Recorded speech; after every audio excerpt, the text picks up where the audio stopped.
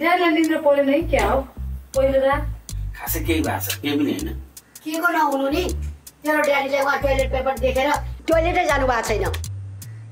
यता र उता स्वास्थ्य मान्छेले उहाँ बेथा लागे जस्तो क्या उल्टी आइसक्यो उल्टी कराउँदै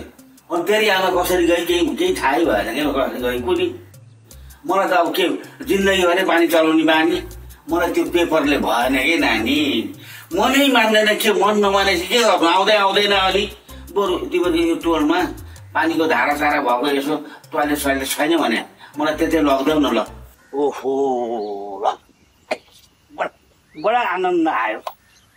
यस्तो सफा देशका सुकिला मान्छेहरूले पानी नबोकिन कसरी सक्या होला बढ्न फेरि गनगन सुरु भयो क्या बिहानैदेखिको त्यो टोइलेटको कुरा तेरो बाउको गनगन म त वाक्क भइसकेँ ए वाक्क देख्छ हो आमै